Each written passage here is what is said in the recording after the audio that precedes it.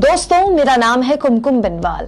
देश का शायद ही कोई राज्य होगा जहां कॉन्ट्रैक्ट में भर्तियां नहीं होती हैं। पहले जल्दबाजी में कम सैलरी में अलग अलग विभागों में सरकार कॉन्ट्रैक्ट में भर्तियां करती है, फिर सालों तक वो कर्मचारी उसी सैलरी पर काम करते रहते हैं, उनकी नौकरी भी पक्की नहीं होती है। ठेके पर सरकारी भर्तियों में बड़ा शोषण, इससे ज्यादा बुरा और कुछ नहीं हो सकता। हिंदी पट्टी के ऐसे कई राज्य हैं जहां ऐसे कर्मचारियों के आंदोलन की खबरें आती रहती हैं, खासकर चुनाव के वक्त। लेकिन इन सब के बीच एक राज्य के मुख्यमंत्री ने एक ऐसा फैसला लिया है जो तमाम राज्यों के मुख्यमंत्रियों के लिए एक मिसाल है। दोस्तों, ओडिशा के मुख्यमंत्री नवीन पटनायक ने दिवाली से पहले अपने राज्य के कॉन्ट्रैक्ट के कर्मचारियों को गिफ्ट देते हुए 57,000 कॉन्ट्रैक्ट पे काम करने वाले कर्मचारियों को परमानेंट करने का ऐलान कर दिया। और सुनिए, नवीन पटनायक ने ऐलान किया है कि ओडिशा में अब ठेके पे कोई भर्ती कभी नहीं होगी। दोस्तों, ये फैसला ओडिशा सरकार पर 1,300 करोड़ रुपए का एक्स्ट्रा बोझ लगाएगा। फिर भी सीएम ने फैसला लिया, जो कि ऐतिहासिक है।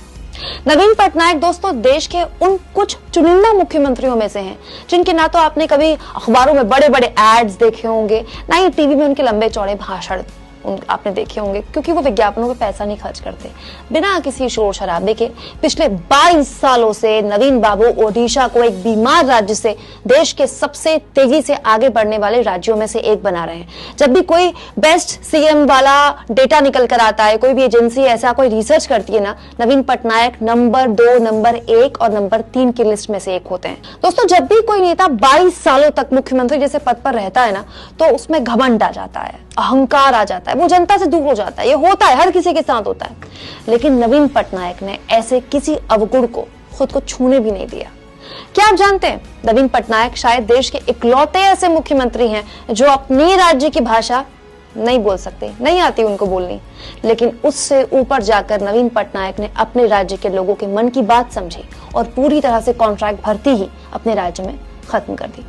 दोस्तों, ज्यादा पुरानी बात नहीं है जब प्रधानमंत्री नरेंद्र मोदी ओडिशा गए और नवीन पटनायक सरकार से बात की और कहा कि एक चक्रवाती तूफान आने वाला था ओडिशा, उसको लेकर बातचीत हुई पीएम मोदी और सीएम नवीन पटनायक की। और पीएम मोदी ने कहा कि केंद्र सरकार आपको 500 करोड़ रुपए की मदद देती है। पीएम ने ऐलान किया और अगर आपको जरूरत होगी तो हम आपको और मदद देंगे। जानते हैं जवाब में सीएम नवीन पटनायक ने क्या कहा पीएम मोदी को? नवीन पटनायक ने प्रधानमंत्री का धन्यवाद किया और कहा कि ओडिशा को आर्थिक सहायता की जरूरत नहीं है, होगी तो मांग लेंगे। दोस्तों, अपने राज्य में कॉन्ट्रैक्ट पर काम करने वाले कर्मचारियों को जितना पैसा खर्च करके नवीन पटनायक ने नियमित